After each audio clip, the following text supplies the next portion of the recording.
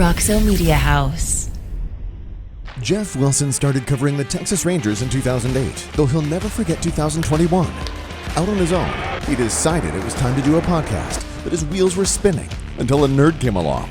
There's no going back now. Welcome to the Texas Rangers Baseball Podcast. Here's your host, Jeff Wilson, and the recliner nerd himself, John Moore. Hey, everybody, welcome to the Texas Rangers Baseball Podcast. This is episode number 39. Today, David Murphy is going to join us. Rangers have just finished a little homestand. They're headed back out on the road. Jeff, we got to get in and talk about the big league team before we get David in here. I hate the schedule, first of all. You know, the 3-game homestand is ridiculous. Weird. And then a 4-game road trip. And then they're back. And then they're back, but they're off 2, off 3, and then they're gone for like 9 games. Right. It's just, the 9 games are fine, but this stretch is garbage. But anyway, about the Major League team, you know, they just went 1-2 against the Astros. Yeah. They're in Detroit now. I don't know. I mean, it's a disappointing series probably because of what happened Tuesday, but you know, they really arguably they could have won 2 out of 3, but they also could have been swept. Sure. So you kind of put things in perspective, and you know, that 8th inning Tuesday was a downer, and of course the first inning Wednesday stunk. But right. You know, just one of those things. And keep in mind the Astros are very, very good, and so yeah. But the Rangers are playing pretty well still. Yeah, when you got to give Hearn a little credit. Hearn came out, gave up a couple of runs. What happened to the What happened to the Rangers Tuesday night happened to the Astros Monday night. Yeah. Rangers should have lost that game. They come back late in the game. They win the game. Turn around the next night. Of course, everyone, why did Woody do this or that? They jump off this. You know, it's amazing. This team hasn't gone. They're 63. They should be 63-0, right? That's what right. They were built to go 63-0, never be scored on, never give up a run, and score. Right. And everyone should go. Never had injury. And right. So it's crazy that it's that way. But you know, yesterday with Otto out again, you think immediately when you see who they're going to throw in. They're going to throw Miller in to start, and it's going to be basically sort of he's a starting pitcher, I guess, but you kind of knew it was going to be a bullpen day going into it. Yeah. I think that's the one you kind of expected to lose because they didn't have a pitcher determined for the Monday and Tuesday. We still didn't know who was starting. Well, you know, they wanted to start him. I mean, they hadn't used him. They hadn't had opportunity to use him, but they were kind of holding him back for Wednesday. And you know, hindsight being 2020, you know, you're like, all right, so why didn't they start Colby Allard, who pitched pretty well? Right. Well, the Astros have seen Allard a lot. Yep. And so that's probably the reason why they went with Miller, who they probably haven't seen. And, you know, I don't know that we'll see him again after that. But it was just, you know, he was all over the place. Maybe he was nervous or uptight or whatever. But, you know, it is what it is. Against that pitching staff, 6-0 is really hard to come back from. So, yeah. But, you know, Tuesday, I'm sure we probably should talk about the 8th inning when John King pitched. He's been hot and cold. You know, he struggled on Friday at Chicago, but pitched great on Sunday in that crazy game in which Eli White was injured. Right. You know, he pitched well enough to get out of the inning with minimal damage. Sure. You know, and I know people are like, oh God, John King. You know, why did they even go to John King? Right. And there's good debate about that. Sure. I get it. I would rather have a guy like who strikes out guys working that inning. John King's a ground ball guy. I'd rather have Matt Bush there, the way the roster is currently constructed. And but he, you know, if the ground ball to Corey Seager should have turned a double play. Absolutely. There's just no doubt about that. Well, the next batter was Alvarez, who grounded out to first. Right. So you're going to give up a run there, and even if he went home, you still got to execute that play and catch the ball and tag Altuve. Great. So, but you're still going to have runners at second, third. You're going to get a ground ball. A run's going to score. Sure. Anyway, you're at minimum, you're coming out of that inning tied if that play at third base is made, if they're in the rundown. But again, John King got the ground balls he needed to get out of the inning. It just, you know, the infielders didn't help him at all. You're exactly right. And look, he started off with the 2 hits. Starts off with Altuve, then he starts off. They get 2 on base, but then he makes the play he needs to make. He makes the pitch he needs to make to get out of the inning. You can debate back and forth who should have been there. I think Woodward has said maybe he's not going to be in more leverage situations. Is that right? Right. Yeah, and he was actually warming up yesterday at one point. down 7-2. I think Sure. he was warming up. So, give him a little break. He's still a young guy. He didn't pitch a full season last year. He had the thoracic outlet syndrome. So anyway, look, the Yankees wanted John Gray last year in the Joey Gallo trade. John King. Sorry, I don't know. Maybe they wanted John Gray too, but they wanted John King. He had the injury, so they backed off, and it ended up being a smaller deal that had Joely Rodriguez in it. But he's going to be fine. But he does need a different role, and that's going to happen because Leclerc and Jonathan Hernandez are going to come back. Both at AAA right now. Yeah, and Leclerc is very close. By the time you listen to this or watch this, he may actually be on the Major League roster. He pitched Tuesday night. Wait, he pitched Wednesday night from Round Rock. They may want him to go back-to-back, so he may pitch tonight, Thursday, and then get a couple days off and be ready. Maybe be ready for the start of the next homestand. Right. So the bullpen's going to change. Roles are going to change. Roles are going to shift. So anyway, and speaking of change, we have the Rangers have a new center fielder, and this guy, Leody Taveras. We were there the night he made his... Yeah. Obviously, you never want to see what happened to Eli White. Absolutely not. Don't want your opportunities to arise that way, but it did. And on the collision, we got to talk about that because Charlie Culberson feels terrible about it. Yeah. It's just one of those things. Eli will probably play again this season, but if things go as the Rangers expect, Leody Taveras is going to be the center fielder from here on out, and he's as good defensively. I know Eli's made these great catches this year. Leody's just as good, if not better. He definitely has a better arm. Yeah. It looks more natural. Eli's a former infielder, so it's not as smooth maybe just yet. It will be, but Leody, he just glides through the ball, gets such great reads and jumps on balls. The offense obviously is what's going to make or break Leody, and if you look at what he did at AAA, he was hitting around, I think it was in 295 when he was called up. Right. Switch hitter, power on both sides. Looked like a little bit more discipline. So what the changes that were given to him by the hitting coaches in spring training, it he really took to him. Yep. And so I know he's more straight up when he's right. I know he had the disastrous 21, and people are probably down on him based on that. He's 23, and he is nowhere near his prime or full development. So you got to give Leody Taveras another chance. Yeah, and you and I were talking about it Monday night. We were sitting there watching. Look, nothing against Eli White. Eli White is fantastic in the outfield. Defensively, he makes some wonderful catches. He went and took the home run away. We've seen that.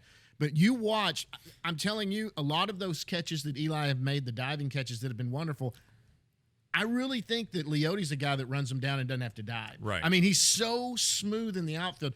He went to a couple of balls Monday night where you and I were sitting there. It looked like for sure that was a double that was going to be in both ways that he ran down with no problem and glided over. It looked like he didn't have a prayer, glided right under it and caught it. It was pretty amazing. Yeah, the guy, that's his calling card, I mean, and if let's say he's a 250 hitter. Right. 320 on base guy, 700 OPS guy, but plays tremendous center field. Yep. You'll take that every day. You will put that in your lineup every day, especially as big as Globe Life Field is. Yep. As big as Oakland. God bless that place. As big as Seattle is, you want a guy who's going to go get a lot of fly balls. Absolutely. And that's what he can do. Yeah, I'm excited about that. I really am. I've been high on Leody for a number of years. He's a mature guy. He has his family with him now. Yeah. That helps him. He doesn't worry about things as much after a game. He's matured. His English is really picked up well. So he's coming together here, and frankly was rushed in 20 and 21. Yeah. But hey. Well, they were in 2020. They weren't.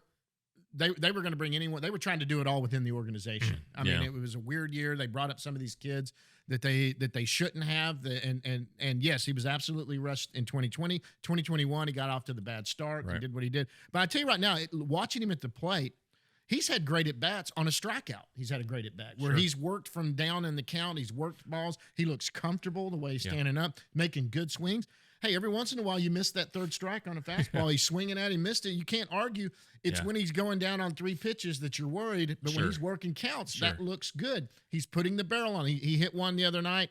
I think it was Tuesday when he hit one that he had a chance that a base hit would have driven in a run. He just missed it. He flied out to center field, but it was a good at bat. He put a barrel on it. Yeah. Launch angle was wrong.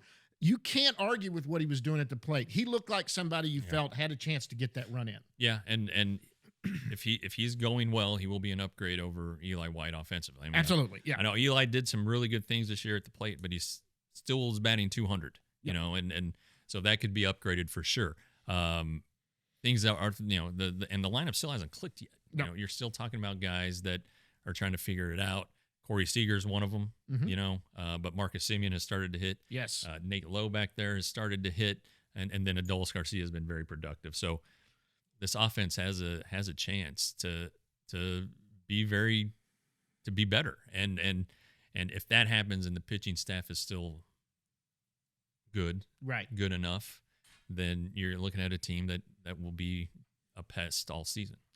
Yeah, and they're going into a favorable part of the schedule, right? I think they're in it. Yeah. How many games they're about to go against? How many teams that don't have winning records that they're about to play? I saw where that's coming up, which they need to capitalize on that. Sure. I mean, you're going into Detroit.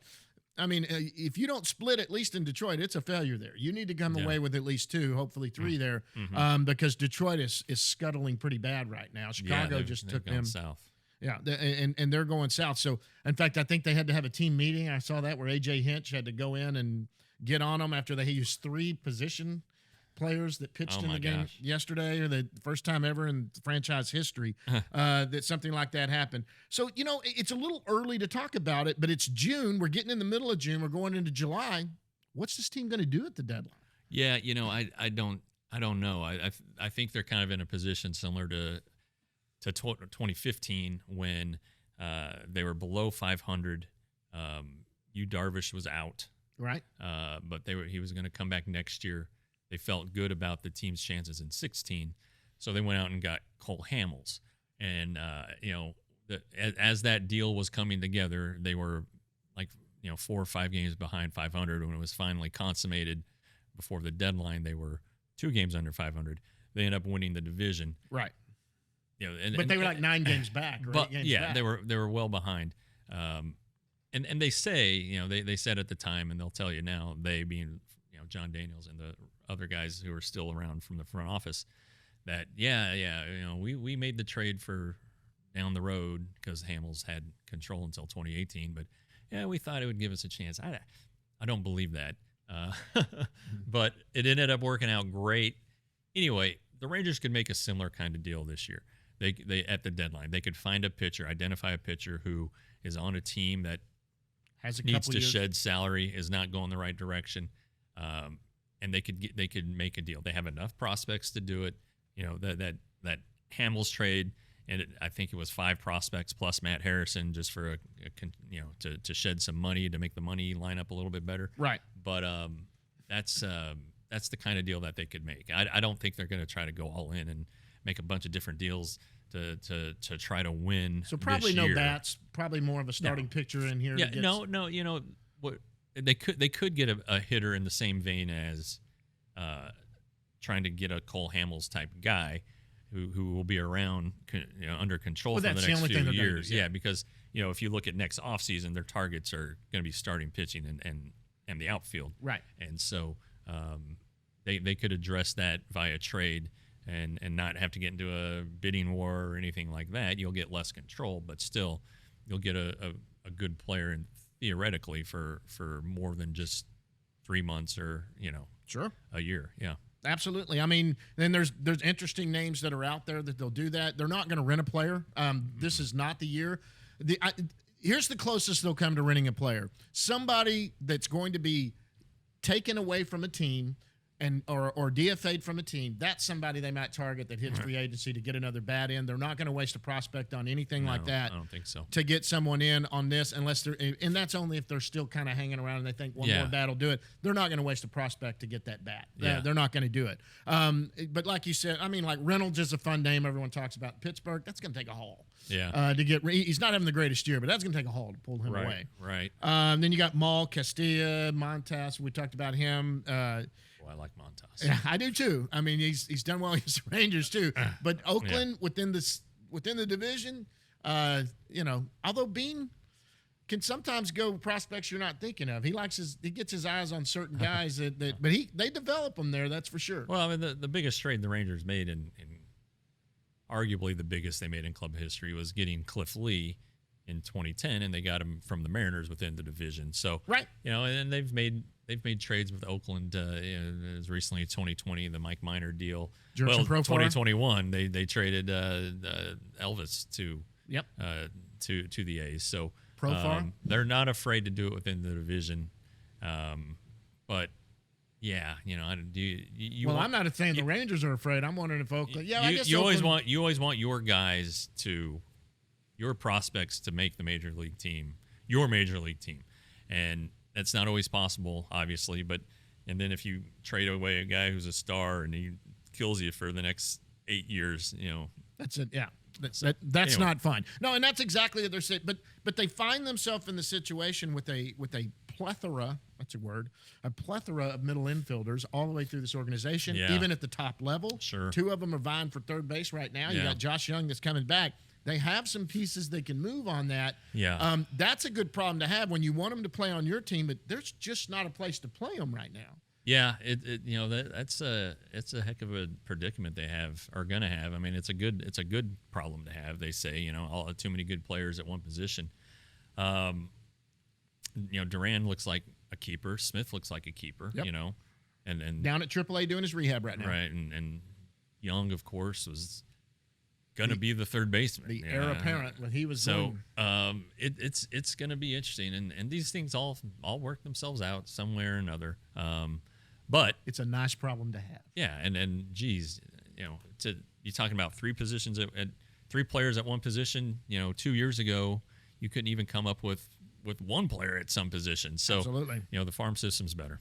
Well, then, and there's going to be some position changes. I think some guys that they really like the bat, they really want to keep, may have to move positions. I mean, sure. Look, Young is obvious. They think is the third baseman of the future, but is he? I mean, is he better than some of the other guys playing there? He can maybe move a position. Lowe over at first base is now proving that he if he keeps up what he's doing now, that looked like a spot that maybe they might look to improve in the offseason too. Not if he keeps doing what he's doing. Still having a little issue with the fastball, but he's waiting on his pitches. He's putting the ball in play, and he has good at bats when there's someone in scoring position too. Yeah, he had a pretty miserable stretch there into April, into May. But he's picked it up now. He's hitting home runs. The ball's leaving the park, so that's a good sign for him. And I did a story for the Rangers program, and he said, "I've just got to hit home runs and doubles. That's what I've got to do." And he thinks he can do it. He's a big guy. He has tremendous raw power. If you watch his BPs, and he's hit some long home runs in his career. He hit the longest home run by a Rangers player last year, in like the 3rd game of the season in Kansas City. So this guy can hit. It's just if it comes together, it's great. I wonder about his defense. His defense has been pretty spotty. Is he becoming a future DH? But the DH only thing is rough. And if you're gonna have a lot of players that need at bats, that's a good way to do it. So sure. Anyway, well, we shouldn't be talking about down the road. Yeah. We got to talk about now. The team's playing pretty good now, and I know they have some like when they have losses, they're awful losses. It just seems It just seems like they're disasters, but they have a lot of good wins, too. Absolutely. 29-33, so they're 4 games under 500. This is Thursday heading into the Detroit series. 4-6 in their last 10. They've lost 2 in a row. Hey, they're still only 4.5 out of the wild card, so, I always hang on to that. 9.5 back of the AL West, but they are in second place. Yeah. And you know what? Those battles happen when the top 2 teams in the division battle, like they did with Houston. So, you know what? This is so much better than the baseball we've seen the last 2 years. Absolutely. And there's nothing you can hide. Yeah. Well, guys, listen, let's get David in here. He's got here. Let's get David in here. We're going to go to him. After that, we'll go down in the bus leagues when David's gone. But David Murphy's going to be joining us right after this. To left field. Base hit. Here comes Kinsler. Ball game. Concentration here on Murph's face. He knows he's going to have to go into a slide. David Murphy with the perfect strike on the ceremonial first pitch. Good to see you. Enjoy this retirement. Congratulations on everything, and thanks for spending a little time with us. Yeah, enjoyed it, guys. Thanks for having me. Thanks, David.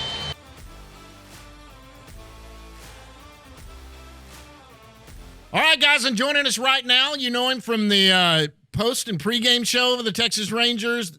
Well, you know him for more than that. You also know him. He's also a color analyst for the Texas Rangers. But more than that, 7 years he played for the Texas Rangers. Part of that World Series teams. It's David Murphy. David, thanks so much for coming on, man. Good to be here, guys. Fake applause, I'm sure. We'll We're going to get the applause going now.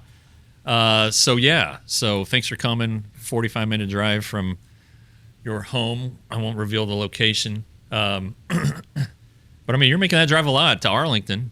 You're staying busy in retirement. If you think about, what the requirement is for the baseball season, and you work half the year, and I don't even work half the game, so yeah. I don't mind driving a little bit. But I'm a dad of 4, so I'm a taxi service as it is. Well, this is probably all you want to do right now. Free right? Uber. Like from a work perspective, you probably don't want to do any more than this, because I'm sure they probably want you to do more games.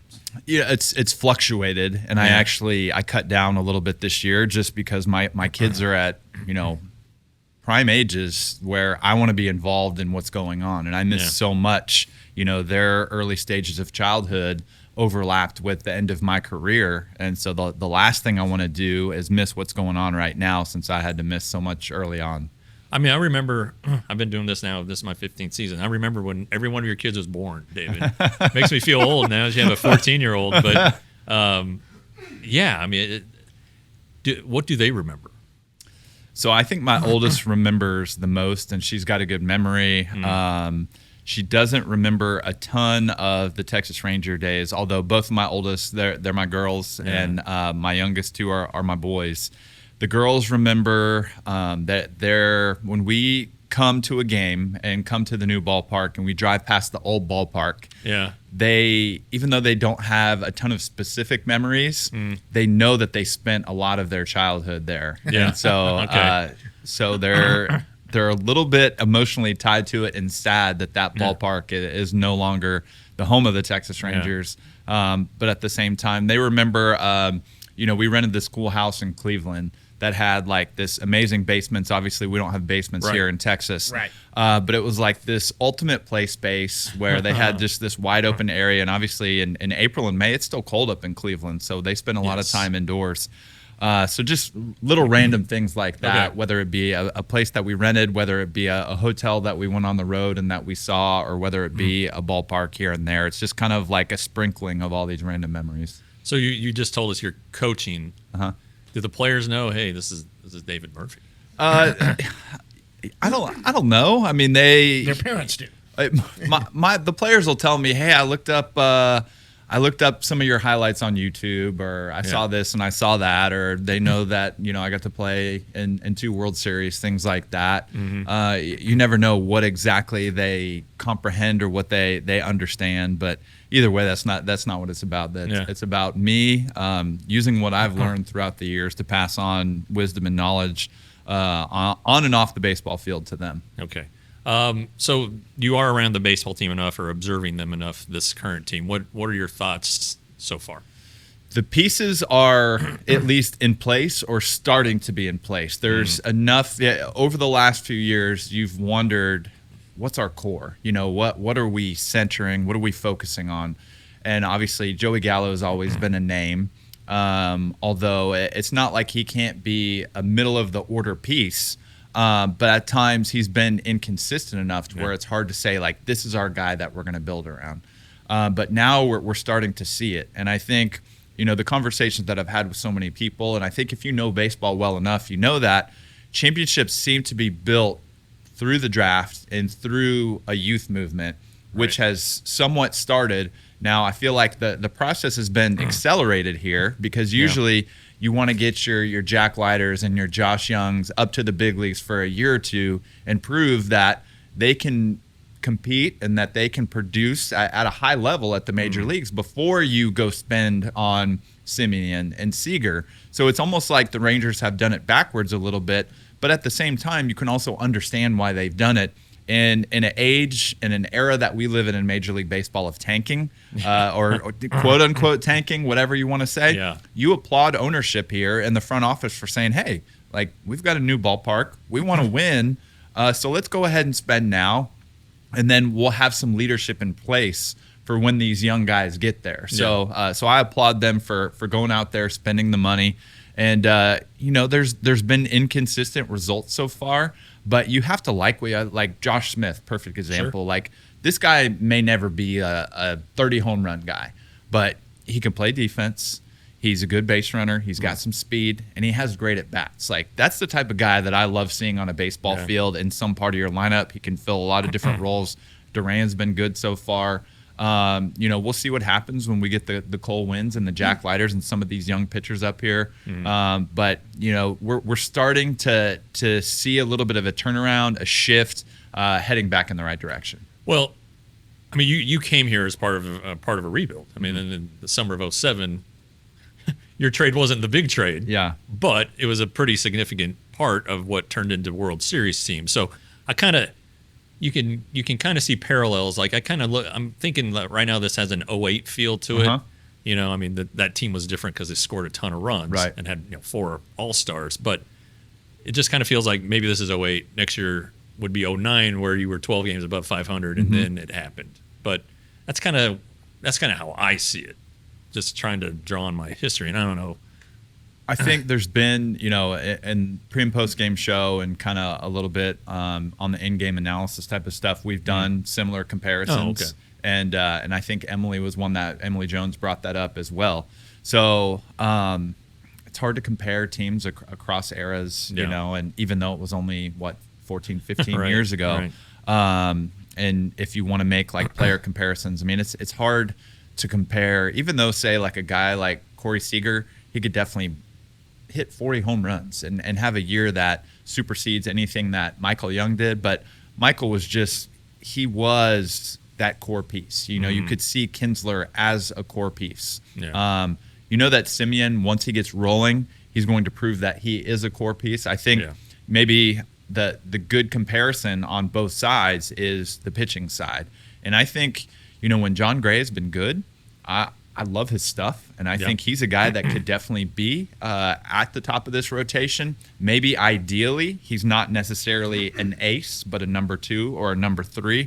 But once again, we're talking about a lot of these young pitchers. They need a voice, and they need a guy that's been there, that's done that. Yeah. So when they get called up to the major leagues, they can watch him go about his work and his routine.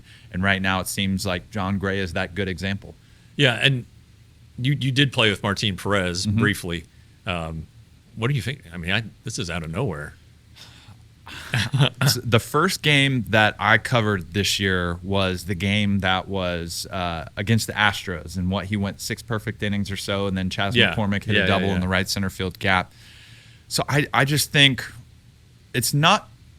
We live in a day and age in Major League Baseball where you want to quantify everything. You want to look at the statistics and say, oh, well, Martin Perez back in his early tenure with the Rangers, his early years in the league, he was doing X, Y, and Z, and now he's doing X, Y, and Z this much better. And I don't know if it's necessarily that for him. I see it more when I see his competitive edge, whether it's something simple like, he would have so many of those games where he would go 5 1/3 innings. He would, 4 of those innings would be good, but an inning of the third would be where he gave up the 4 runs, and he would kind of just lose that focus for a minute.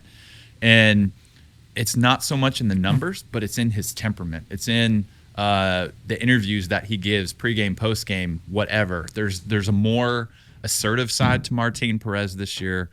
His body language is different. I don't know if he's just kind of gotten to the point in his career where he's like, I'm a veteran guy. I'm not going to stress out the way that I did early in my career. And this is all assumptions. Yeah. I don't know what his mindset was like early versus what it is now, but there's something that seems different about him mentally that has translated to the physical side. Yeah. Well, and I was talking to Doug Mathis about him yesterday, and Doug called him a pitch maker. And he's always been able to get a double play, but it just seems like it's so much more now. He can still get that, but like if he needs a strikeout, he can go get a strikeout. It just seems like he's a more complete pitcher, but the level-headedness thing is and to add to that too, I mean, you can be the best mental player in the world, but still not have the stuff to get people out. Oh, yeah. There's been an uptick in the stuff also at this age. He added that cutter, and the way that thing moves late backdoor, it freezes a lot of hitters. And I think his sinker has been better. Like, say, when he needs to throw a good 2-0 pitch, like, he can use that sinker and maybe get a weak out or a ground ball rather than be like, all right, I'm 2-0, I got to throw this thing right down the middle, and then this ball's hit out of the ballpark or in the gap. And I think the big what speaks to so much about his numbers is the low home run totals too. I mean, that's awesome. Yeah, I mean, to go 6 innings without giving up a home run, that's phenomenal. All right, so what's retirement been like, man?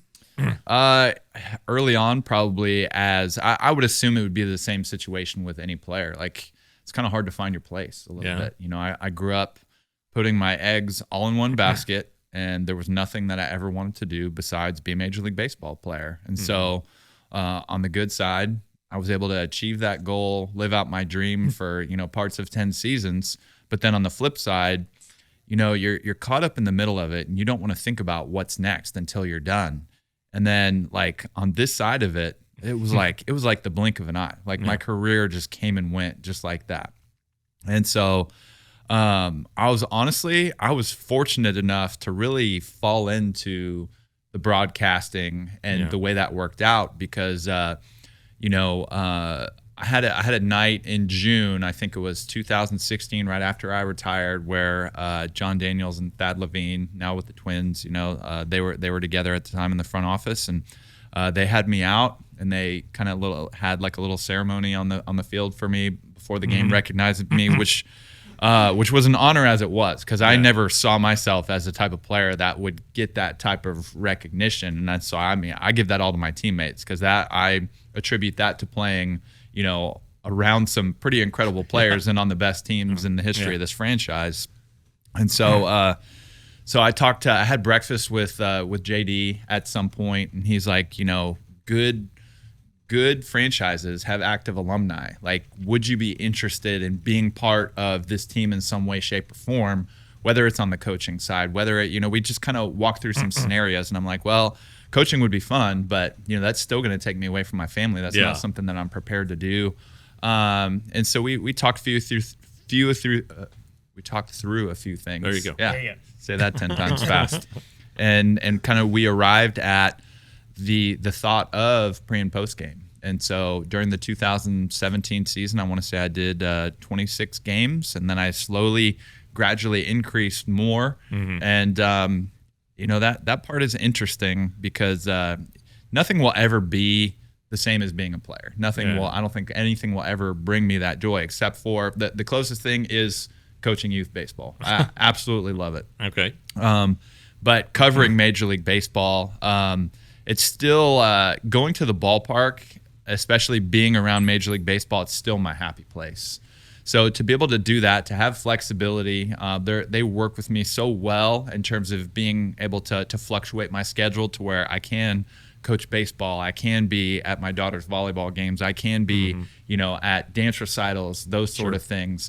So to be able to kind of check all those boxes and to fit everything into my schedule, I'm thankful. So that's kind of a general rundown of what retirement is like. I remember when you decided to retire, because there'd been you know, I don't know how serious it was, but talking with the Rangers, you ended up signing with the Red Sox in spring training, I signed with the Red Sox, and then the Twins picked you up. I took an out, you know, in my contract because I knew I wasn't going to make that team, and then something was on the table with the Twins, and to be honest, I was gonna get called up. They said go spend 10 days in AAA. Yeah, we'll call you up the day after, and after that 10 days, you know, the Twins were having a bad season. I had got to a point in my career where I had 4 young kids, and this lifestyle was becoming very difficult for my family, and so it just didn't add up. You know, I could have possibly continued my career in the right situation, you know, especially if it was here in Texas. Yeah. But it was in a place that was cold that I didn't want to move my family to. You know, the team was I would have been the oldest player on the Twins. Oh wow! You weren't that old. Yeah, I was like 34. I think Irvin Santana would have been the next. He was the oldest at the time.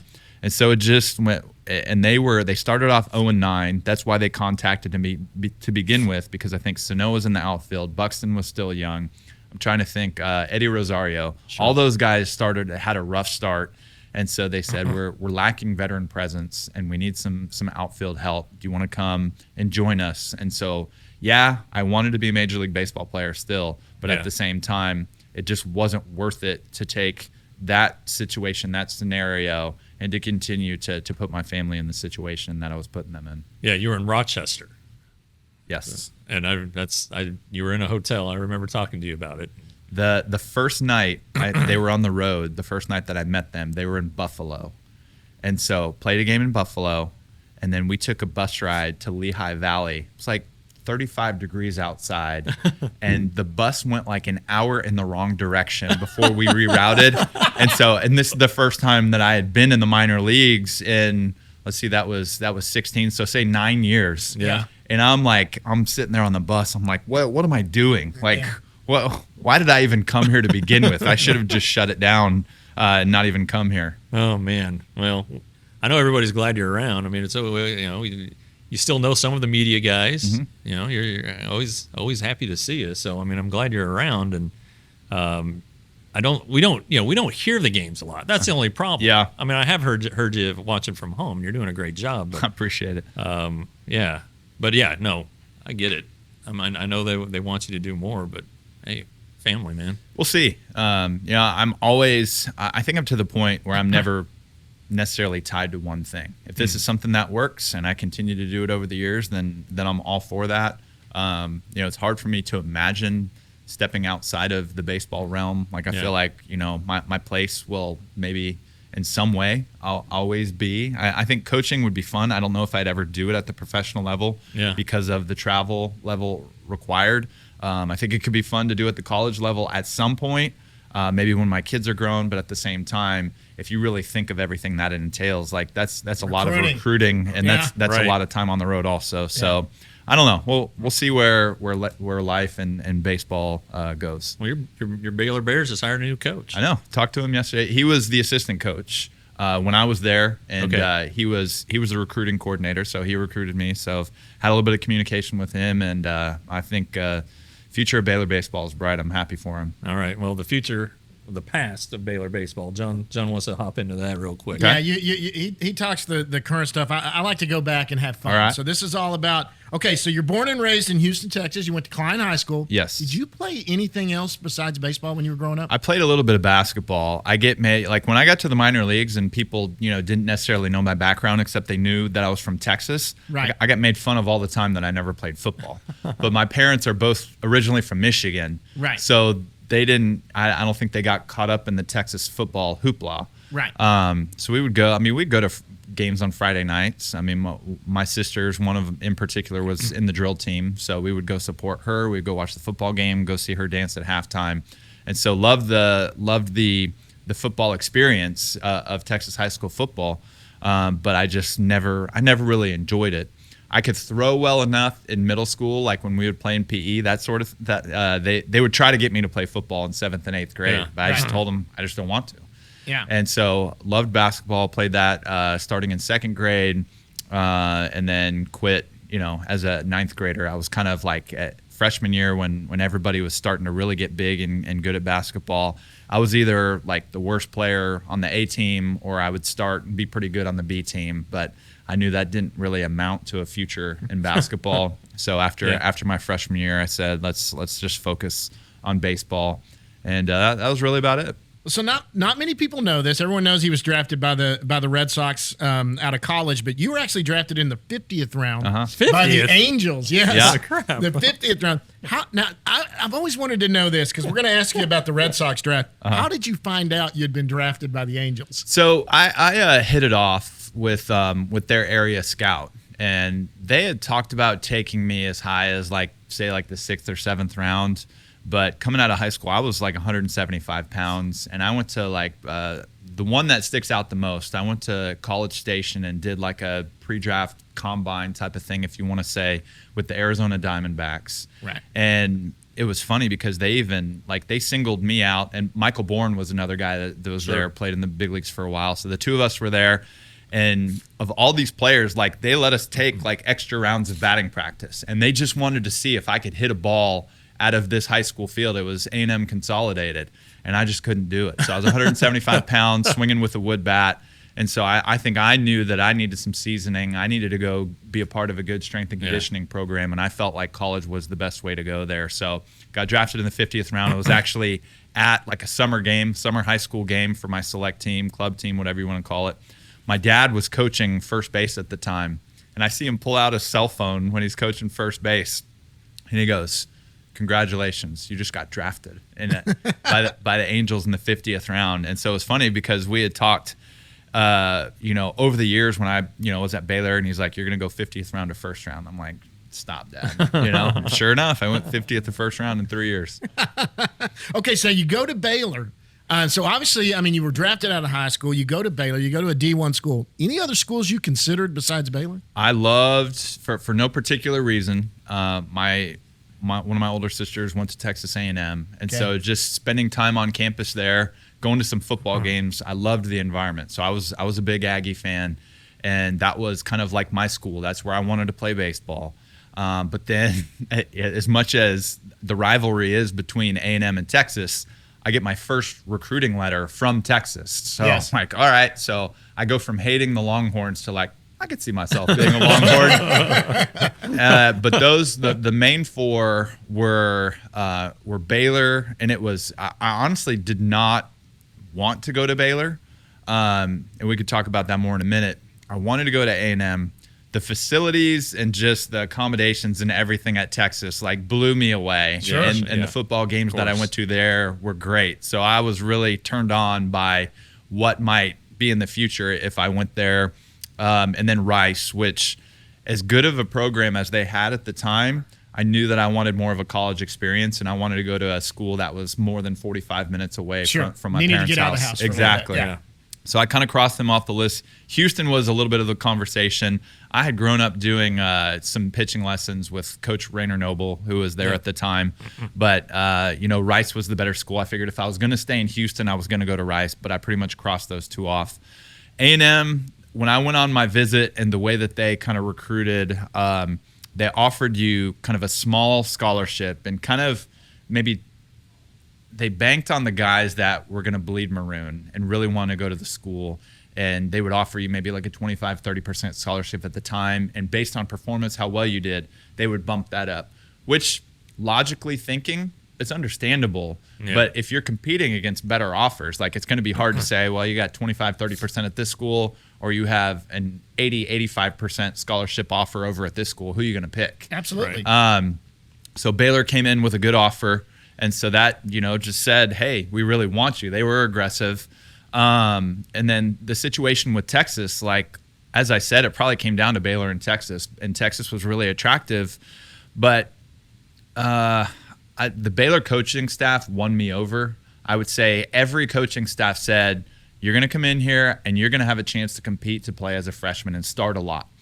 And as much as I knew that that was a sales pitch from all these schools, I trusted it way more from the coaches at Baylor. And not to mention, by the time I was ready to make a commitment, Texas already had the #1 recruiting class in the country. So that might translate to a national championship, but that also might, I fully knew that even though I had confidence in myself as a player, I could go in as a freshman and I might stumble a little bit, and college pitching could be a little bit more difficult. Yeah. And I might not be the type of hitter that I thought I was in college. Right. And that might take away playing time. And so I didn't want to have to go compete. I wanted to go to a place where I had the best, road to a lot of playing time. Understandable. So you go to Baylor. Now, so you get drafted by the Red Sox, 17th overall from the Red Sox. Now, this is different than 50th round. Right. How do you find out this? So we had just completed a regional tournament, and I was at Baylor. And so the regional tournament was over on Sunday. I think the draft was on Tuesday. And so I spent all Monday, or a lot of Monday, talking to my advisor, eventually my agent, but you're not allowed to have a quote-unquote agent. So exactly. I hadn't signed any papers or anything like that. And so so he said, here's what I've come up with. From who I've talked to and what I know, you're going to go as high as 17th. You're going to go as low as 31st. I don't remember who had 31st in the supplemental first round.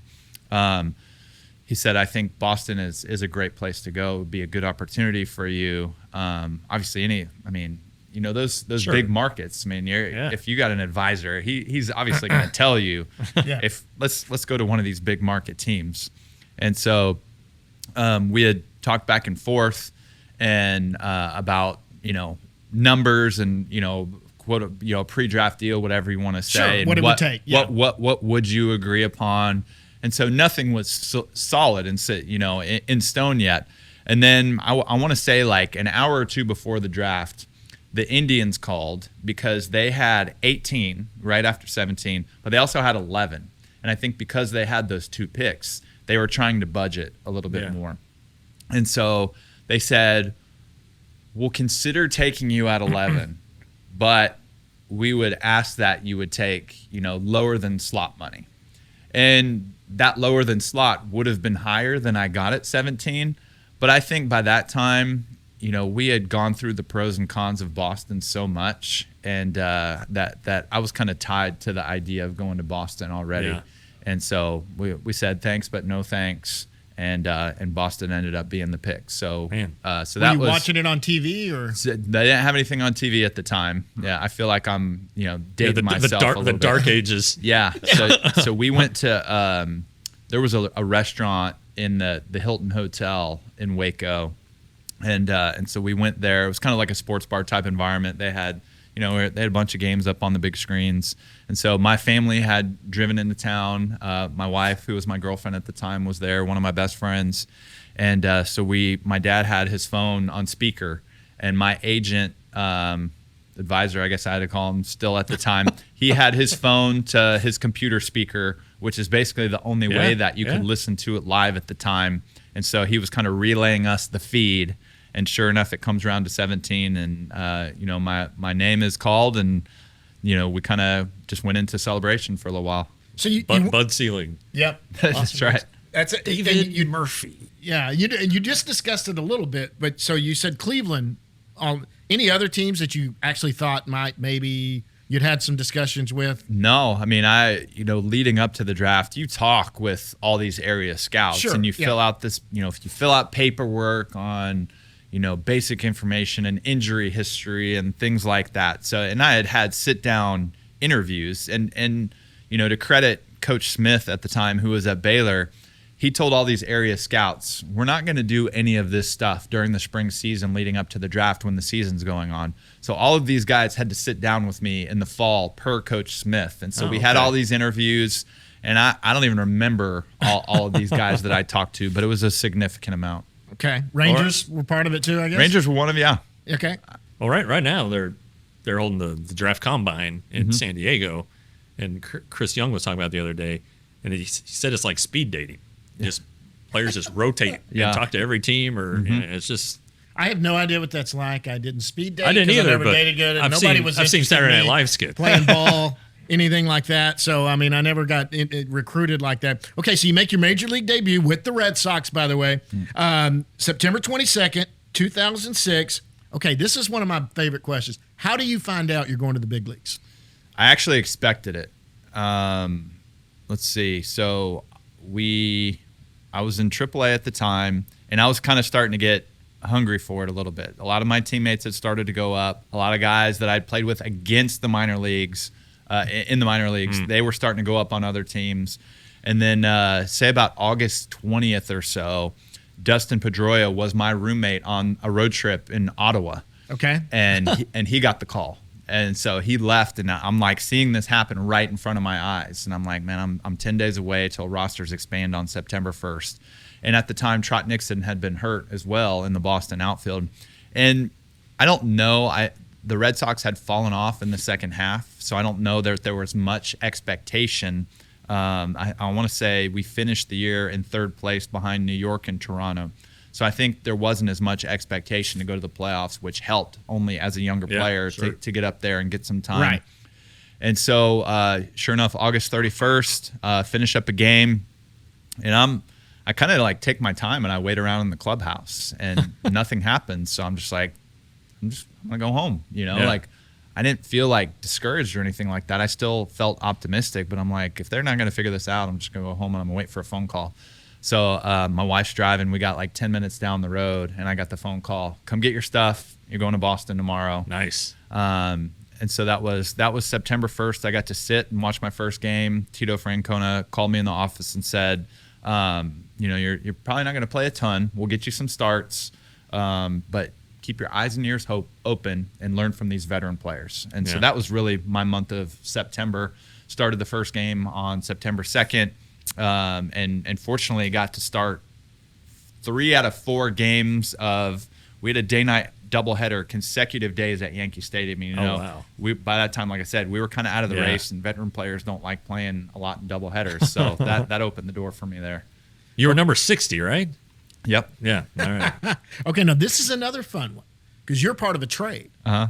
Okay, so you get traded. Eric Gagne, everyone knows the trade that brought David over for Eric Gagne, 2007. How do you find out you get traded? All right, so same thing. Like when you're keeping up with these things, like there's an anticipation. If you know the game well enough. And first of all, I'll rewind it back to as far back as 2005, and I'm like, you know what? Like I'm kind of putting the pieces in place here. Like I was a center fielder in the minor leagues, okay, but I also didn't know for sure that I was going to be a center fielder in the big leagues. So I'm like, all right, Manny Ramirez. 8 years, 160 in left field. Right. They signed Coco Crisp. I want to say that was 2006.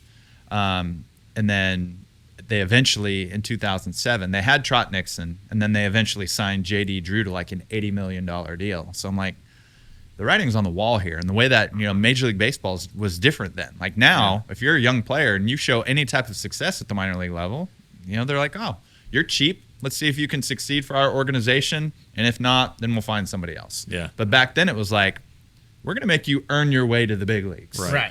So you're going to have to put up some monster numbers or, I was a high draft pick. But at the same time, like the way that Boston, and I guess that's the negative of being drafted by an organization like Boston. Like you can't just go up there and mess around for a little bit. Like every game, you're always playing for the playoffs. You're always playing for today. Yeah. You're never playing for next year. So it's like, can we throw this young guy in there and see what he's made of, especially if I'm going to play left or right field and I'm supposed to carry a big bat and never put up huge power numbers in the minor leagues.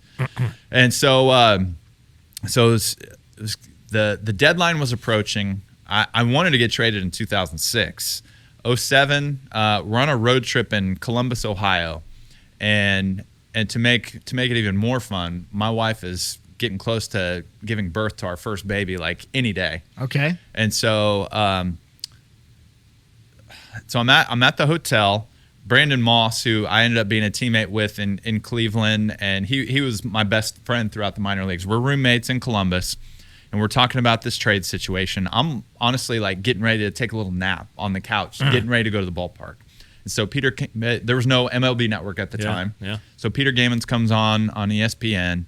And he's like, breaking news, And my agent had been in town the night before. He's like, how cool would it be? Because I know Texas is going to get rid of Gagne. How cool would it be if you go to the Rangers for Gagne? So it's not like it was like a complete surprise. It had been on my radar. So I'm laying down, and Peter Gammons talks about Gagne, and he says my name on ESPN. I'm like, I'm about to fall asleep, and I shot up. So that's great. So I call my wife. Like my head's starting to spin. My heart's pounding. So I go to the field. I have all this nervous energy, so I want to go hit in the batting cage. But my hitting coach is like, "Hey, they have to be like, they can't give you any details. So they're like, right now you can't hit." Yeah. And it's, like it's a physical thing. They don't want you getting hurt. Anything to happen between and then trade. Yeah. So he's just like, just so you know, you can't hit. So I know something's going on. End up finding out a few hours later, before the game starts, that the deal's done. I'm going to Texas. I'm ecstatic. I talked to Scott Service on the phone at the time, and he's like, we want to ship you out tomorrow. And I'm like, well, here's the deal. My wife is, and at the time, I think this was July 31st. And my wife was set to be induced on August 4th with our first child. Now, is she back in Texas at the time? No, she's back Rhode Island. In Rhode Island. Yeah, Okay. Pawtucket. Pawtucket. Okay. Yeah. Okay. And so they're like, all right, why don't you hang out an extra week in Rhode Island, and then you'll meet the team in Sacramento. So that's what we did. Get traded. My head is obviously in a lot of different places. Right. So I become a dad for the first time, and she actually goes into labor on August 3rd, so a day early. Okay. And then I hang out in the hospital for 3 days. We go back to Rhode Island, and then I fly cross country to meet the team in Sacramento. Meanwhile, my wife, being a first-time mom, has to pack up our whole apartment and drive to Texas with her mom and her sister. Oh my so gosh. pretty crazy. A week that we will never forget. So I go to Sacramento. I played the first day since I hadn't played in a week. Yeah. I get the day off, and then they played me the next 2 days, 1 night game, 1 day game. And so I kind of just hang out, lots of new teammates that I don't know. Yeah. And then I get a phone call that night from Bobby Jones. He's like, hey, team's flying out tomorrow, but you're going to the big leagues.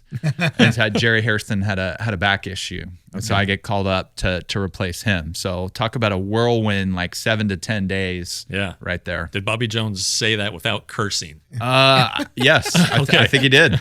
Yeah. Wow. Okay.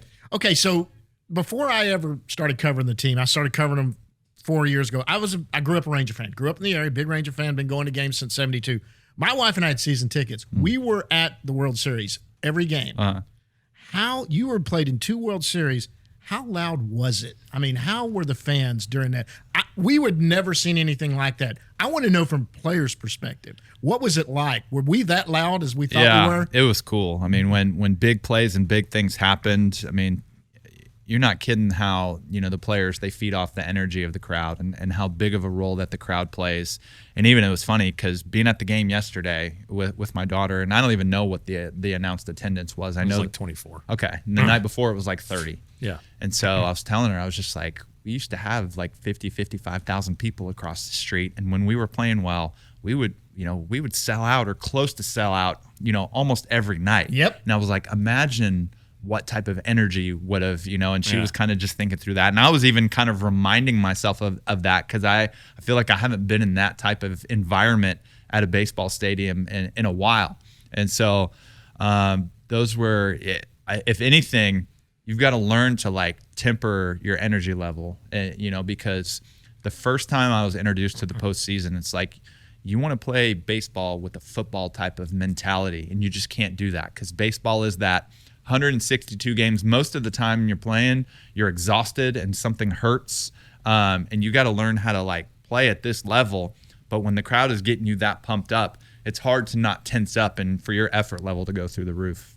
Well, your 2 best series in playoff baseball, whereas against the Yankees in the ALCS, you hit your only playoff home run against the Yankees in the ALCS. Who'd you hit it against? Phil Hughes. Oh, okay. Phil Hughes. Okay, you had a 950 OPS in that. And then you come back the next year against Detroit. You hit 412 against Detroit, the other ALCS to go to the World Series. So obviously you just wanted to get to World Series and you were going to carry them if you needed to. 1.147 OPS in that one. Work. Was there any other special postseason moments that involved you in those 2 seasons that you can think of? Because that had to be special to be that good in those big series. Anything else special that you can think of that you remember? I just remember getting my first postseason hit and wanted to get out there. I strained my groin like 3 or 4 days before the regular season ended in 2010, and I was like so scared that I was not going to be able to play because I had a good month of September. Yeah. And so fortunately I was able to get back. I didn't start the first 2 games of the Tampa series. I started the first game back at home and got a hit in my first at bat against Matt Garza. But I would say nothing really in that series versus Tampa, and then not really anybody on the team did anything against the World Series against the Giants. Yeah. The Tampa series the following year in 2011, that was a quick one. I mean, Adrian and his 3 home run game are the standout there. Yeah. He hit one off of Matt Moore. Yeah, Matt Moore's I would say maybe a cool one, which, I mean, it wasn't a routine play. I made a diving catch against the Cardinals in one of the home games. I forgot which game it was exactly, but that's probably a standout in the World Series in 11. But I had made an error earlier in that inning. That the ball kind of snakes in the outfield a little bit. Yeah. And I went to go get the zig when it zagged at the last second. So the ball got by me. There was a run that scored on that. And I think it might even have been the same inning that I feel like I had to make amends. So I went and I laid out and I made a catch. And it was pretty cool to make a catch like that in that environment. I can't imagine. Okay, so this one's a fun one too. Now, David pitched 1.1 innings in the big leagues. He has a 0.0 ERA. Wow. That's not my question. You did strike out someone. Yeah. Who'd you strike out? Mike Carp. And I always I knew you were going to know who it was. So I always messed around, and Mike Maddox knew this. Like, I always threw a knuckleball, like when we warmed up. And so there was a time. Did you pitch in college or high school? I pitched in high school, and I was supposed to try to pitch in college. Actually, that's what everybody thought where my future was going to be. But I actually broke my arm throwing a pitch as a junior in high school. Oh, wow. And so that kind of paved the way for me to be a hitter. And so but anyway, I always messed around with the knuckleball. I remember it was a game in 2011, and we were getting crushed by the Mets, and I wasn't playing that day. And so Mike Maddox was like, "You want to go showcase that knuckleball?" And it didn't end up happening, but I knew at that point, like, this might be something that happens someday. So it happened. It was the first day. Every major league team has a few stretches during the year where they're going to play 20 straight with no off days in a 3-week span. Right. And I don't even know if they still do that, but that was when I was playing. And so sure enough, this is the first day of a 20-20, and we're just getting lit up early on. And the Red Sox scored in every single inning. So I go pitch the bottom of the 8th, and I didn't give up a run. Daniel Nava took me to 10 pitches. He was the first hitter that I faced. Foul. I'm like, just put it in play. He ends up hitting a double down the line, and I don't remember all the hitters. I think I got a line out from like Jose Iglesias. I'm trying to think of what the other out was, and then I got David Ortiz to fly out to right to end that inning.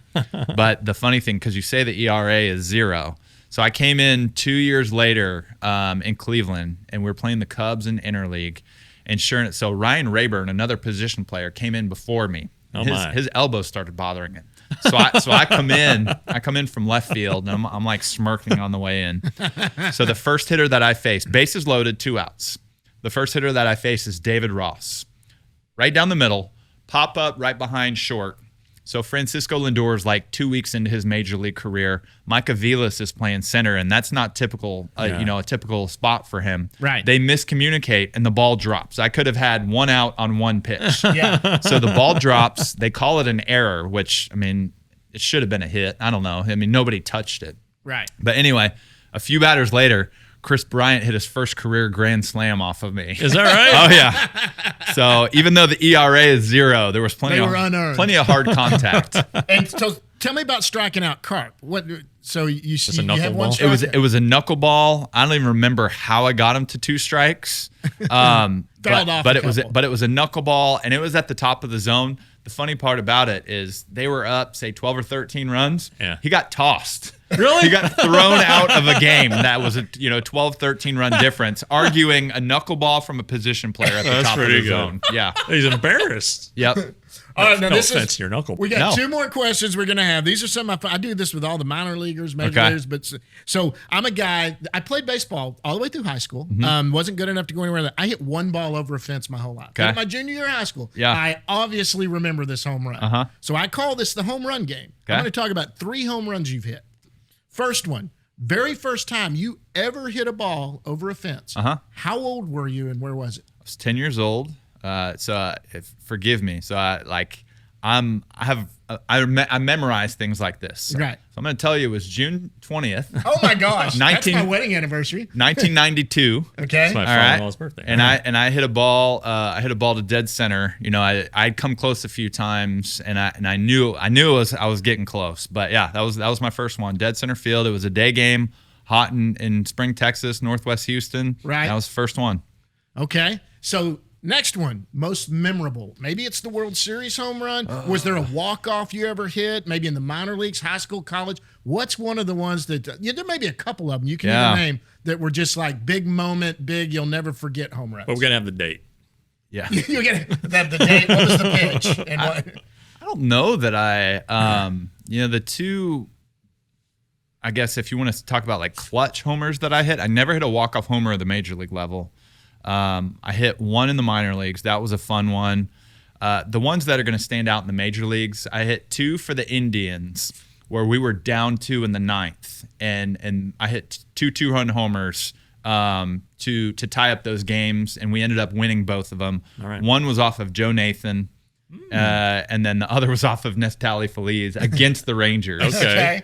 We ended up winning both of those games. And then I'd say besides that, like, the homers off of, say, like I hit a homer off John Smoltz, even though he was with the Red Sox. It wasn't like Braves John Smoltz, toward the end of his career.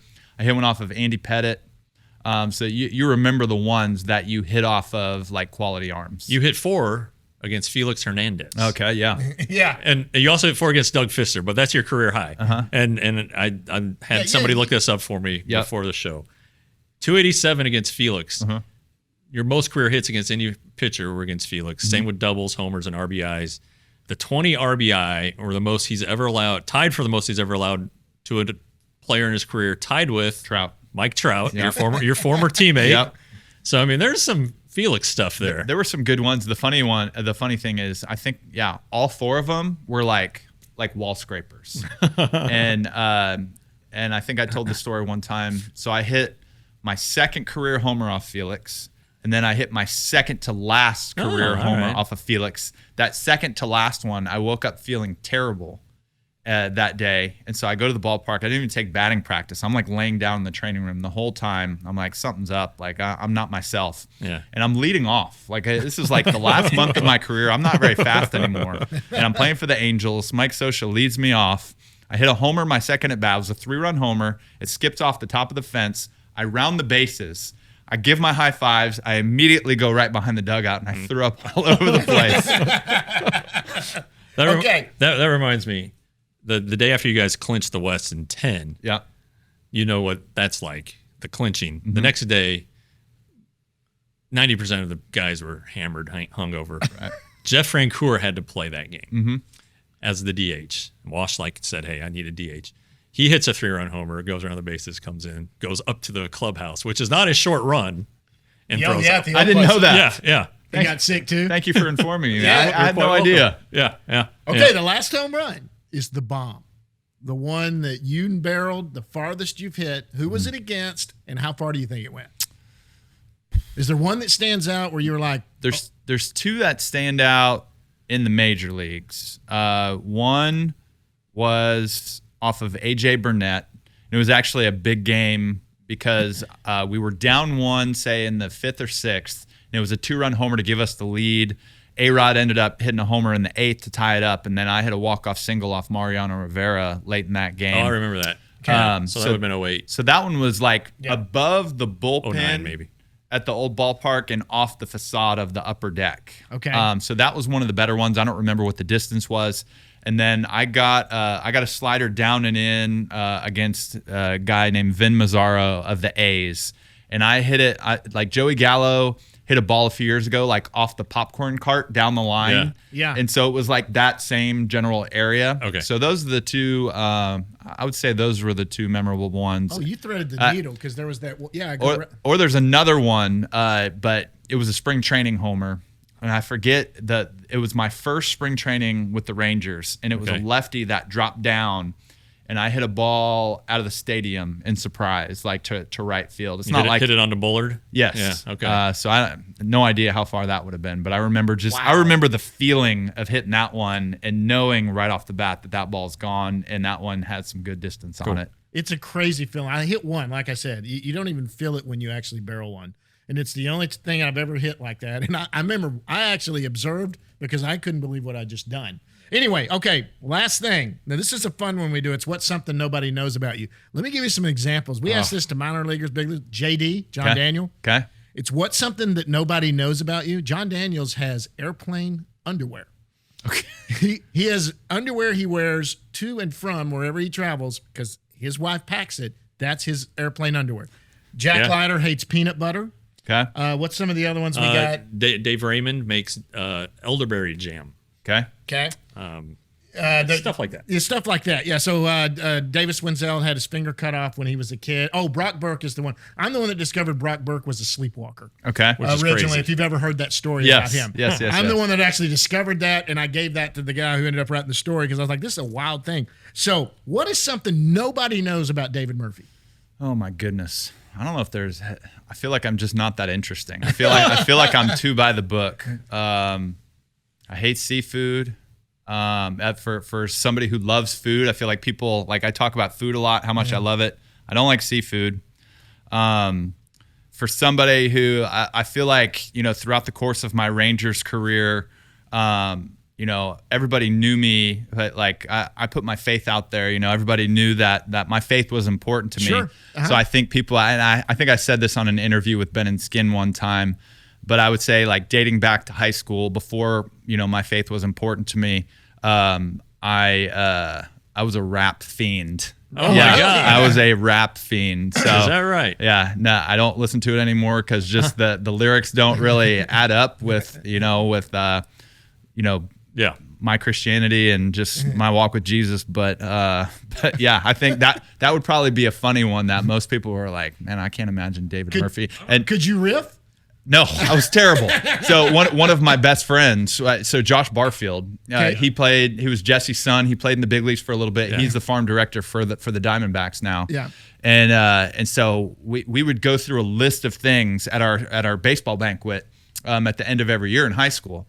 And so you got to write things about your teammates. And he wrote, I didn't find out it was him till the end.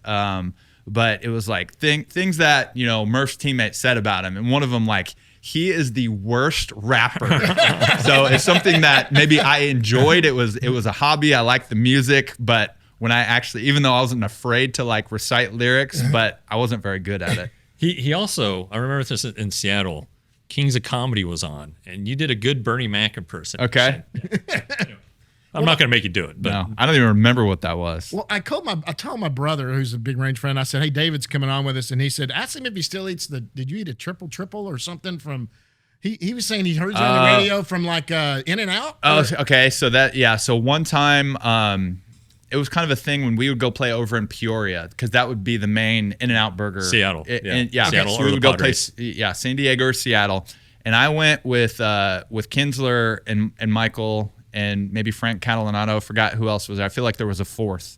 But I ate after that game, and keep in mind that spring training would always be like my biggest time of year to eat, just because you're fresh off your off-season workouts and you're on the move so much and you're burning calories like crazy. Absolutely, so I was a crazy eater in spring training. So I ate 2 double doubles, 2 fries, and a milkshake. And they I didn't think it was that big of a deal, but they talked about it for for years to come after that, like talking about my appetite. I'm like, it's just what I do. And I guess you had said it, you must have been on one of the radio shows or something. He heard you talking about it. Could you still eat 2 double doubles and 2 fries? I could force it down. Like I still would consider myself as somebody with a bigger appetite. But at the same time, that like metabolism I try to stay within proper means because it's not the same as 40 as it was at 25. And when you're playing every day, and that's right. I say it every show. I say it every show. Baseball players eat so much. Oh, they do. Oh my gosh. And there's food just so readily available. I would eat I couldn't. Anytime I came back in the clubhouse, I could not eat. Like I'd always walk through the kitchen and grab something. And I think it was out of fear a little bit. I was afraid that if I, the more I lost weight, that I wasn't going to be able to hit the ball as far. And I think that's actually a fallacy. Just learning more about nutrition and the way the body works, post-career. All right. Anything else for you? No, I think we're good here. Oh, man, this has been a great time. Dave, we can't thank you enough for coming on. Oh, I had like 1,000 questions. I didn't want to keep you all day. We'll have to get you come back. We'll get into different stuff. We'll talk food next time. Yeah. We'll have a lot of fun doing it. We're going to see you out at the ballpark anyway. I see you out there all the time. Guys, David Murphy, thank you so much for joining us. We're going to go down in the bus leagues in just a little bit. Dave, thanks a lot. Enjoyed it, guys. All right. Thanks for coming on. Roxo Media House is a streaming and production company located in Fort Worth, Texas.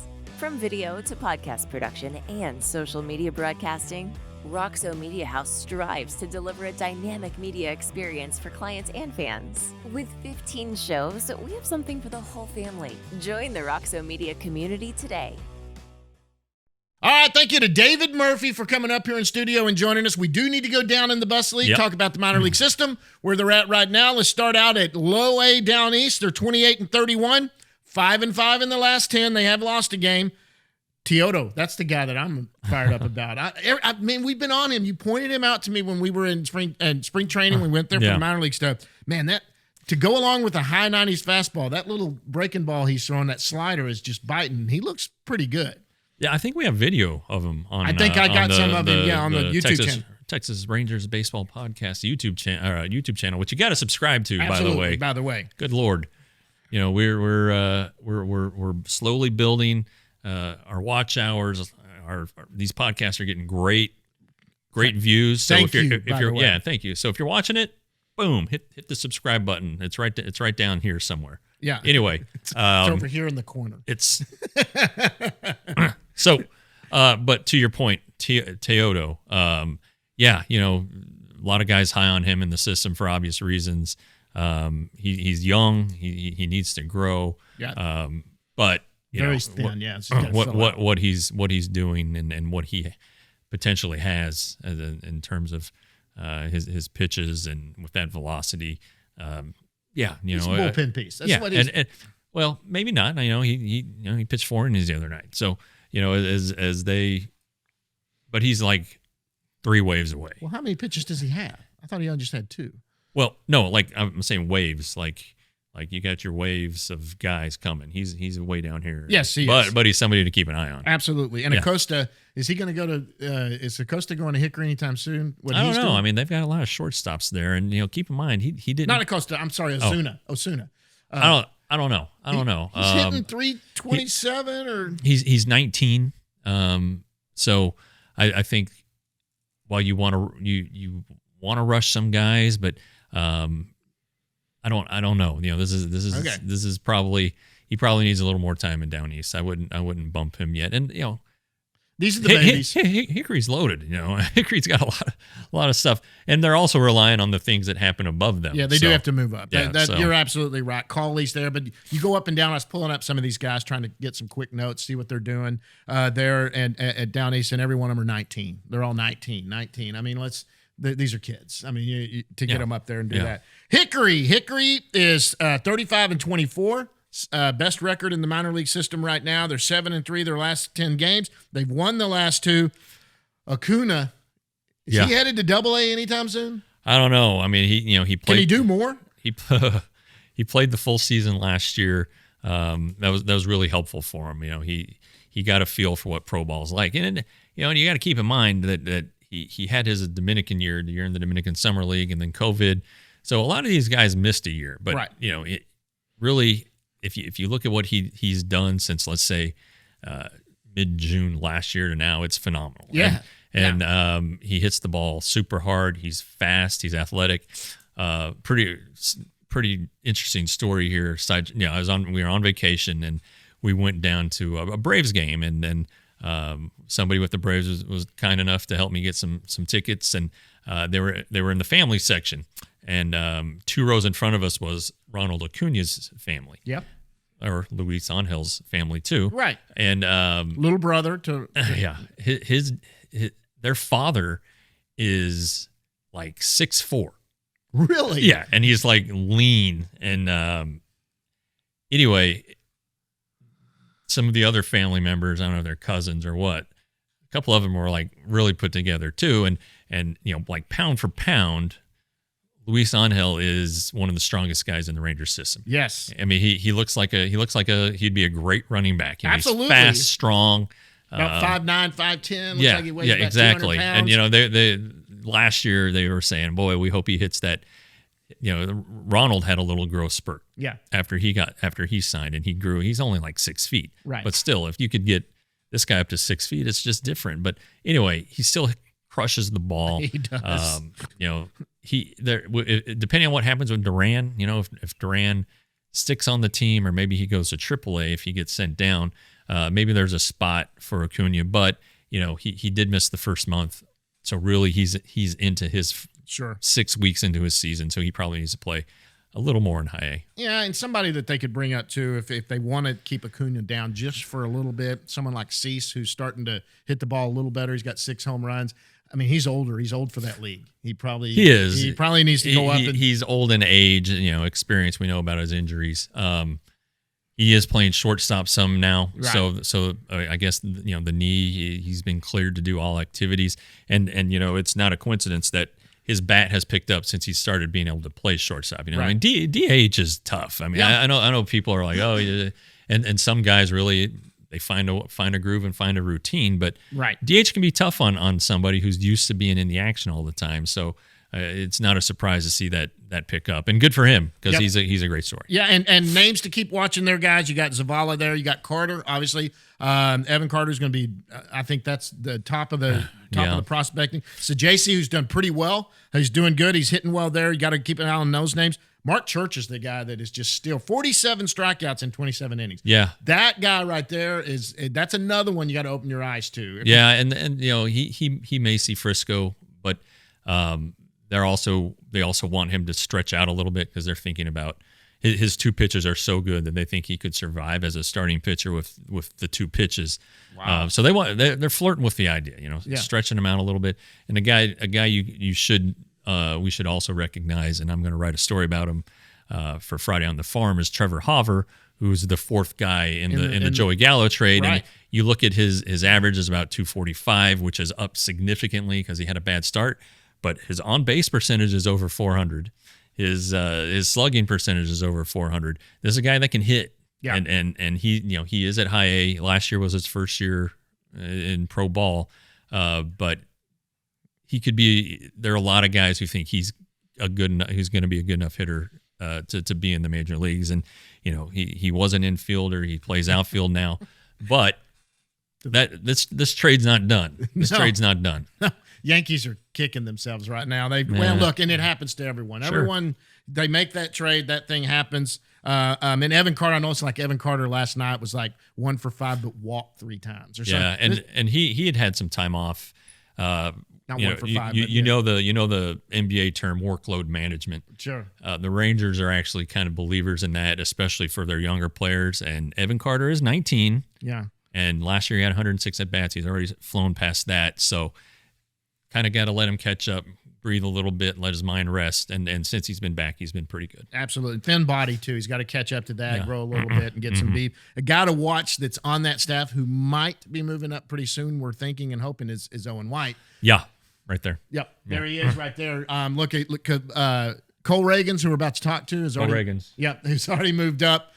Is starting tonight. This is Thursday, by the way. By the time you listen to this, that start will be over. Moved up to AAA. That's opening a spot. Maybe you don't necessarily have to fill that rotation spot at AA. They do have a few starters there, but look for this guy. This may be somebody you guys that are in the Metroplex want to go out and watch somebody that looks like maybe one of the top pitching prospects in the organization. This guy right here, right now, is going good. Yeah, he needed to. He didn't pitch a lot last year. I know he had a great fall league. Right. But, he hurt his hand and only had like 30 regular season innings. So this is kind of his first full season because he had the Tommy, he didn't pitch after he was drafted in 18, Tommy John, COVID, broke his hand.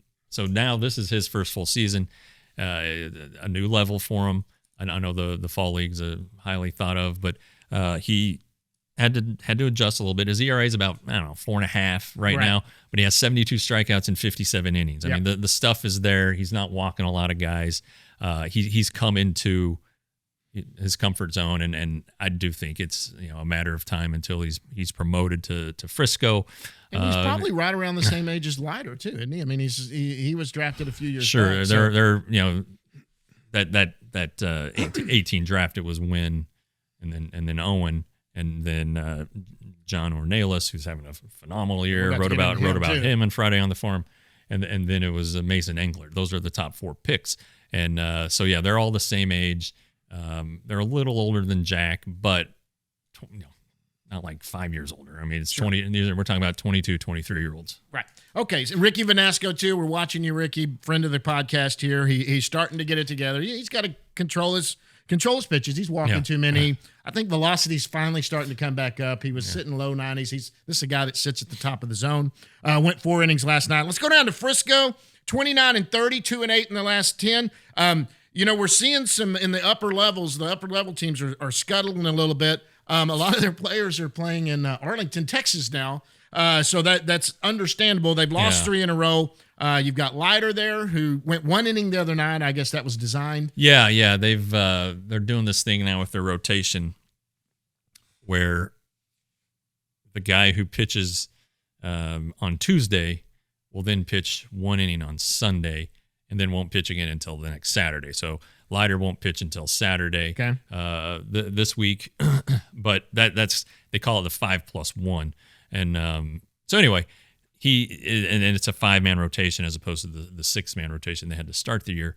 But yeah, and I've mentioned this a couple times. The Texas League and the Pacific Coast League, where Round Rock plays, hitter friendly. Oh my gosh, the team ERA is in both leagues is above 5. Right. So when you look at what Cole Reagans did, he had a 2.8 ERA in the Texas League. That's like a 1, in a normal pitching environment. And we were talking to Chris Young the other day about Jack and Cole Winn, and I wrote about that today. And then Friday, the weekly Rangers minor league notebook that I do. Chris Young pitched in both of those leagues, and he knows the trouble that lurks there. Sure. Here in the Texas League, it's the heat and the wind. In Pacific Coast League, it's heat, wind, and then you go to places at altitude like Albuquerque and Reno and I don't know what El Paso's altitude is, but the ball flies there too.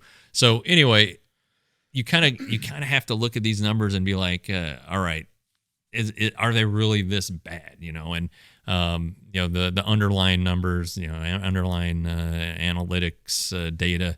That's kind of what the Rangers are looking at, and they're not worried about Cole Winn or Jack Leiter. No, Leiter's problem's been obvious. He's walked too many. I mean, he's still finding Winn too. Yeah, but they're both not finding the plate right now, and that's an adjustment to just finding where the zone is, adjusting, doing it, and you know what? It's a learning process. I have no worries about either one of them, especially with who Jack's dad is and the history. That's just getting some innings under yourself and going.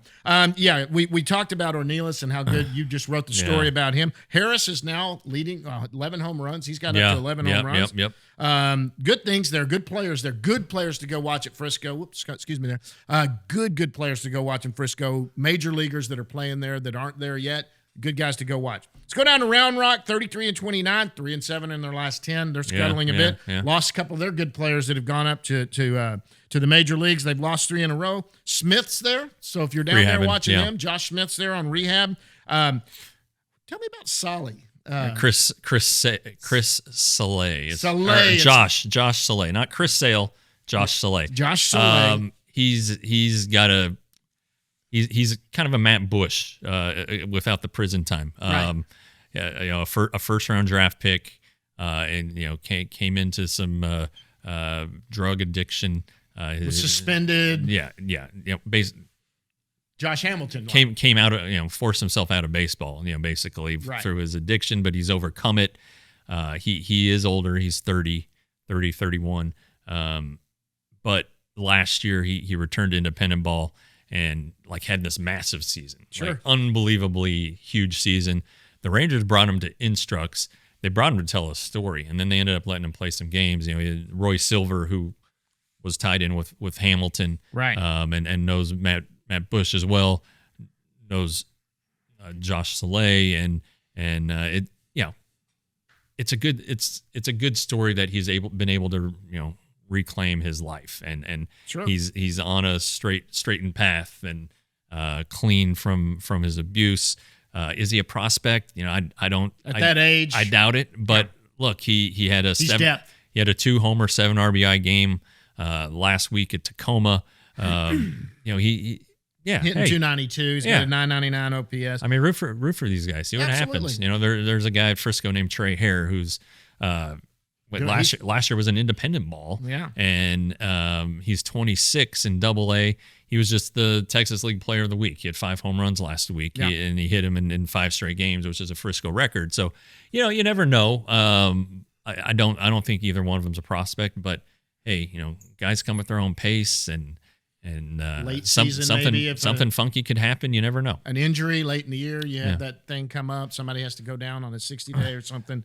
Maybe that's somebody that can come up here and get a few at bats to end his career. He's obviously do something like that, and maybe it gets him into a camp next year on a minor league deal where he has a chance to. Or maybe he's just fulfilling a personal goal. Sure. Hey, I could do this again. Absolutely. If you're looking down there, a couple of promotions that went down that we talked about, Reagan's. Lee, who's been on this, Chase Lee, he went up there, did give up a 3-run home run last night. He wasn't getting hit around guys. He walked 2 guys. That's never good. We know how walks go. He ended up giving a 3-run bomb. First time out last night, finding the plate, didn't do it, probably hung a slider, one of those goofy sliders he throws. Whatever he did, but no worry there. It's good to see them get their promotions going up. Yeah, absolutely. Still worried about Wenzel. This guy is getting past. He's kind of getting. Well, he has to stay healthy. He's that's injured. the thing. I mean, he's even in the year he was drafted in 19, he was hurt and then got hurt right away. And so, if he can stay healthy, he's going to get the reps he needs. Yeah, and can become find his footing. I mean, but that's the key for him. I mean, they still think he's wonderfully talented and a major league capable player. Sure, but he's got to stay on the field. Yep. All right. Anybody else you wanted to talk about before we get out of here? No, I think we pretty much exhausted all of them there. And the player development thing and the minor leagues. That's just good stuff to pay attention to. And I know that this team still, the major league team has spent a ton of money but you got to understand that to make it work, to make all that money work, you got to have the young guys. Absolutely. To make everything click, to remain, depth, to have financial flexibility. And when guys get old, kind of get moved aside or moved to another position. I mean, potentially that's what happens to Corey Seager. Maybe he in a couple of years as a third baseman and somebody else, Josh Smith is the shortstop. Who knows? But you got to know these guys and so that when they come up, you're like, oh, hey, I heard about him on the Texas Rangers baseball podcast or at rangerstoday.com because we're killing it. We're making our I don't know if we're making our money on the minor leagues, but we're definitely doing very well with the minor leagues. So. Absolutely. Well, it's important. In today's day and age, you got to get your minor league coverage. It's so easy to get right now with the click, and this is the place you can get it. This is the beat reporter right here for the Texas Rangers that's got it all going with the minor league system. This isn't just we mention the minor leagues. We've got coverage in the minor leagues, and we're getting these players on. Guys, that's going to wrap it up for this one. That's episode 39 we got in the books. Yeah, hang on. rangerstoday.com, $5.99 a month, $60 a year. Absolutely. Our podcast YouTube channel. Hit the subscribe button. Hit the subscribe button. Get that going up so that we can get monetized on that, guys. Give us a like. We love the comments. I try to get on the YouTube channel, try to comment back, and thank you guys for doing it. It's been a fun one. Anything else before we go? Nope. Sorry I didn't shave. I forgot to shave this morning. Jeff didn't shave. We'll punish him for that one. There's a fine coming. Guys, thanks a lot. Thanks to David Murphy for coming out here and joining us. Till next time, we'll see you at the yard.